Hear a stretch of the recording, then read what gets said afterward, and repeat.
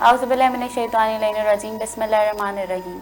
میں ہوں آپ کی ہوسٹ فروا کاظمی اور میں قائم ٹی وی کینیڈا سے لے کر آئی ہوں ایک پروگرام وظائف الصالحین، جس میں ہم تذکرہ کریں گے قرآن، سنت اور معصومین علیہ السلام کی تعلیمات اور ان کے اقوال کے بارے میں۔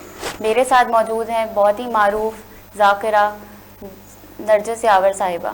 آئیے میں آپ کو لے کے چلتی ہوں ان کی طرف۔ السلام علیکم، کیسی ہیں آپ؟ علیکم السلام، شکر الحمدللہ۔ تو آپ تیار ہیں؟ میں آپ سے پہلا سوال کروں؟ جی جزاک اللہ۔ قبر کے کیڑوں سے بچنے کے لیے کیا کریں؟ دیکھیں، یہ ایسا مسئلہ ہے کہ پروردگار عالم قرآن مجید میں فرماتا ہے سورہ آل عمران، سورہ انبیاء اور سورہ عنکبوت میں کل نفس ذائقۃ الموت، ہر نفس کو، ہر زی روح کو موت کا ذائقہ چکھنا ہے۔ خاتم مرسل نہ رہے تو کون رہے گا؟ جب قبر کا مرحلہ سب کو کراس کرنا ہے تو وہاں کا پریکاشن بھی ہمیں کرنا ہے۔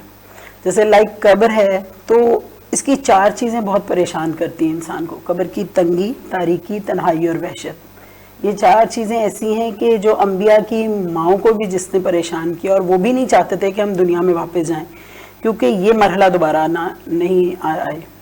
تو اس کے لیے ہمیں دنیا میں فکر کرنا ہے، اس کے لیے دنیا میں ہمیں کچھ کرنا ہے کہ ہمیں یہ قبر کا مرحلہ ہمیں پریشان نہیں کرے، کیونکہ معصوم دیکھیں فرماتے ہیں کہ آخرت میں ہم تمہاری شفاعت کریں گے لیکن دنیا میں تم قبر کا سامان اپنا خود کر کے آنا، تیاری کر کے آنا۔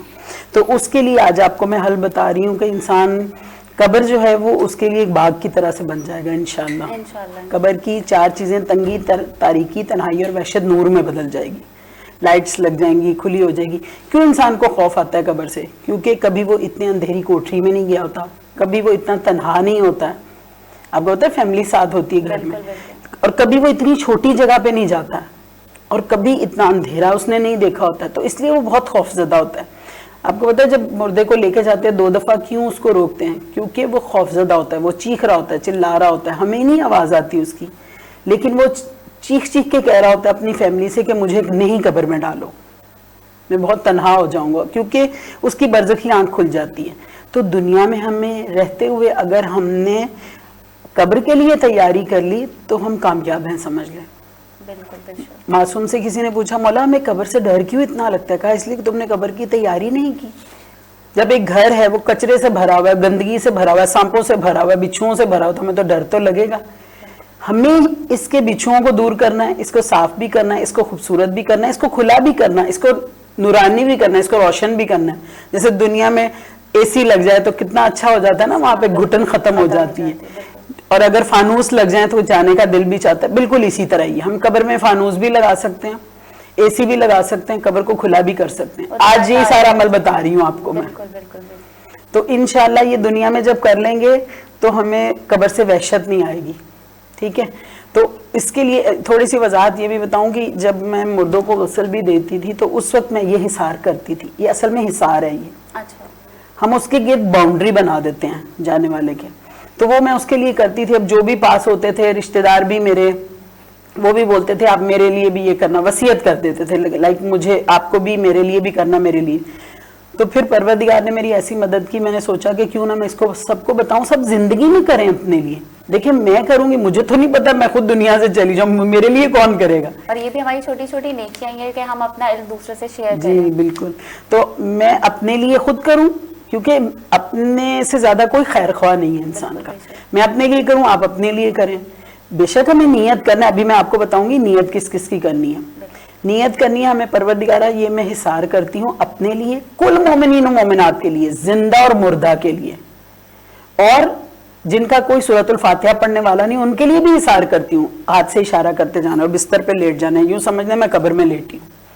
حصار کرتے جائیں گے اور سب کی نیت کریں گے، اور کہیں گے خصوصاً میرے والدین اور میری ماں، کیونکہ ماں کا 3 درجے ہے اور پھر اس کے بعد فادر کا آتا ہے۔ تو کیونکہ ماں نے اس کو دنیا میں ذریعہ ہے لے کے آنے کا اور جنم دیا اس کو، تو اس کے لیے اسپیشلی نیت کرنی، اپنے سے بھی پہلے اس کے لیے فکر کرنی، ٹھیک ہے؟ تو یہ کرنے کے بعد انگلی کا حصار کرنا ہے، بستر پہ لیٹ جائیں، اپنے لیے آج ہی کریں انشاءاللہ۔ تو 5 عمل ہیں، جیسے ہاتھ کی 5 انگلیاں ہوتی ہیں، بہت آسان ہے، میں مجلس میں بھی لوگوں کو یاد کرا دیتی ہوں، تو انشاءاللہ آپ سنیں گے تو آپ کو بھی یاد ہو جائے انشاءاللہ۔ اور یہ 5 اور 12 کے گرد ہے، سب چیزیں 5 اور 12 ہیں، سمجھ لیں، ٹھیک ہے؟ یا 14، 5، 12 اور 14 سے 5 دفعہ ہم صلوات پڑھیں گے شروع میں، اللہم صلی علی محمد و آل محمد، اور انگلی سے حصار بھی کرتے جانا ہے، اللہم صلی علی محمد و آل محمد وعجل فرجہم۔ پھر 14 دفعہ صلوات فاطمیہ 14 معصومین کے صدقے میں۔ دیکھیں ہمیں یہی قبر میں ہمیں کیڑوں سے بچائیں گے، کیڑوں سے بچائیں گے، فشار قبر سے بچائیں گے، اور گرز مارنے والے فرشتوں سے بچائیں گے۔ 14 معصومین کے صدقے میں 14 دفعہ صلوات فاطمیہ، بسم اللہ الرحمن الرحیم، اللہم صلی علی فاطمۃ ابیہا و بعلیہا و بنیہا و سر المستودع فیہا بعدد ما احاط بہ علمک واسع کتابہ۔ ٹھیک ہے، یہ میں لے کے بھی آئی ہوں، لکھی ہوئی بھی ہے میرے پاس، اگر کسی کو چاہیے تو اعراب لگے ہوئے، یہ دیکھیں اس کا ترجمہ میں آپ کو مفہوماً بتاتی ہوں۔ اللہم، اے میرے پروردگار، اللہم صلی علی فاطمۃ ابیہا و بعلیہا و بنیہا، پروردگار تو صلوات بھیج بی بی زہرا پر، ان کے بابا پر، ان کے شوہر پر، اور ان کے بچوں پر، وَالسِّرِّ الْمُسْتَوْدِعِ فِيهَا، اور جو ان کے شکم میں ہے اس راز پر بھی صلوات بھیج، بِعَدَدِ مَا أَحَاطَ بِهِ عِلْمُكَ، اور جس کو وَأَحْصَاهُ كِتَابُكَ، کہ جس کو پروردگار تیرے سوا کوئی نہیں، مفہوماً ترجمہ بتا رہی ہوں کہ جس کا احاطہ تو ہی کر سکتا ہے، کسی کے احاطے میں نہیں آ سکتا، تو ان پر اتنی دفعہ صلوات بھیج۔ تو یہ سب ہم پڑھیں گے، اور پھر اس کے بعد یہ صلوات فاطمیہ 14 دفعہ، اور پھر ہمارے 5ویں امام امام محمد باقر علیہ السلام فرماتے ہیں جو 5 دفعہ آیت الکرسی پڑھتا ہے، انگلی سے ہم حصار کرتے جائیں گے، 5 دفعہ جو آیت الکرسی سے حصار کرتا ہے، 5ویں امام علیہ السلام فرماتے ہیں پروردگار عالم فرشتوں اور ملائکہ سے کہتا ہے پیچھے پیچھے ہٹ جاؤ، میں اس کی حفاظت کروں گا، اس کا محافظ خود پروردگار ہو جاتا ہے۔ اور آیت الکرسی ہے، سوچئے یہ رسول خدا کی پسندیدہ آیت ہے، آیت الکرسی کو جہاں بے انتہا فائدے ہیں، 7 جنم بھی ملیں، تعریف اور توصیف اس کی بیان کرے تو بیان نہیں ہو سکتی۔ عربک میں ایک ایک ورڈ کے 70 معنی ہیں، تو یہ آیت الکرسی ہے جو رسول اسلام سے جب پوچھا گیا یا رسول خدا آپ کی پسندیدہ آیت کون ہے، آپ کے پاس پورے قرآن کا علم ہے، تو کہا ہے آیت الکرسی، تو اس میں آیت الکرسی بھی پڑھنا ہے۔ 5ویں امام فرماتے ہیں کہ تم اسے جو پڑھے گا پروردگار اس کا خود محافظ ہو جائے گا۔ پھر 5 دفعہ صلوات ہے، اللہم صلی علی محمد و آل محمد۔ آپ کو پتہ ہے، آپ نے بارہا علماء سے بھی سنا ہوگا کہ جو اول و آخر صلوات پڑھتا ہے اس کا بیچ کا بھی عمل قبول ہو جاتا ہے، تو اس میں صلوات ہوئی ہماری۔ اور اب دعا ہے 5واں عمل، پہلے بھی صلوات، پھر لاسٹ میں بھی 14 دفعہ بی بی زہرا والی صلوات، 5 دفعہ آیت الکرسی، اور آخر میں دعا۔ کیا ہم مانگیں گے؟ اے ابن زہرا، اے ابن زہرا، اے زہرا کے لال۔ اس کا مطلب یہ ہے کہ اے ابن زہرا، آپ کو باب الحوائج مولا عباس کا واسطہ، بی بی سکینہ کا واسطہ، بی بی سکینہ آپ کو چھوٹے علی اصغر کا واسطہ۔ اگر ہم چھوٹے واسطے کو سمجھیں نا، چھوٹے علی کو تو بڑے علی تک پہنچنے کی ضرورت نہیں محسوس پڑتی ہے، یہ باب الحوائج ہیں ہمارے، تو ان کا واسطہ دے کر پھر کہیں اے ابن زہرا، آپ کو آپ کی مادر گرامی بی بی نرجس خاتون کا واسطہ اور جدہ فاطمہ زہرا کا واسطہ، آپ مجھے قبر کے کیڑوں سے بچانے آئیے گا۔ یہ وسیلے ہیں نا ہمارے، سورہ مائدہ آیت نمبر 35 کہتی ہے وَابْتِغُوا الْوَسِیلَہ، اللہ نے خود کہا ہے، یہ ہماری جیب سے نہیں ہے کوئی کہ ہم ان کو کیوں پکارے ہیں، اللہ نے یہ وسیلے دیے ہمیں۔ آئے وسیلہ ہے قرآن مجید میں، سورہ مائدہ کی آیت نمبر 35 میں، تو یہ وسیلوں کو پکار کے کہنا ہے پروردگار تو مجھے ان پاک ہستیوں کے وسیلے سے فشار قبر سے محفوظ رکھنا، قبر کے کیڑوں سے، گرز مارنے والے فرشتے ہوں، قبر کی تنگی، تاریکی، تنہائی اور وحشت، سب سے مجھے بچانا۔ تو انشاءاللہ یہ دعا مانگے، اور جب موت کو یاد کر رہے ہوں گے تو آنکھوں سے آنسو خود بخود جاری ہونے لگتے ہیں، جب انسان حقیقت میں اس منزل تک پہنچتا ہے تو پھر روکے نہیں رکتے آنسو۔ اور جب ہم موت کو روز یاد کریں گے تو ہم اوبویسلی گناہ بھی کم کریں گے۔ ہاں جی بالکل، تو ظاہر ہے جب موت یاد رہے گی تو یہ کام کی خدا توفیق عطا کرے، یہ بھی خدا کا کرم ہے۔ آخرت کی تیاری بھی پھر جلدی کرنے لگتا ہے جب موت یاد رہتی ہے، اسی لیے تو اللہ اور رسول کہتے ہیں کہ آپ موت کو روز یاد کریں، روز یاد کر کے سو تاکہ بچو۔ بالکل، آپ یہ کر کے دیکھیں، آپ کو، مجھے ایسا محسوس ہوا ہے کہ انسان کو خوف کم آتا ہے پھر موت سے، کیونکہ ایسا لگتا ہے کیونکہ ہم لاوارث نہیں ہیں، ہمارے 14 وارث ہیں، تو ایسا لگتا ہے ہم نے خود کو کسی کے سپورٹ کر دیا ہے، ایسا لگتا ہے بی بی زہرا دل پکڑ لیتی ہیں پھر۔ تو یہ ہم دعا کریں گے انشاءاللہ، اور پھر جو ہے وہ پروردگار پر بھروسہ بھی کریں گے۔ دیکھیں واجبات نہیں، ایوری ڈے نہیں کرنا، لائک جتنا آپ گاڑی میں پیٹرول ڈالنا چاہتے ہیں اتنا ڈال لیں، اتنی تیزی سے جو ہے وہ آپ کا جو ہے نا وہ ایمان کی گاڑی بھاگے گی، پھر تیاری بھی اتنی جلدی ہوگی، خوف بھی اتنا ہی کم آئے گا۔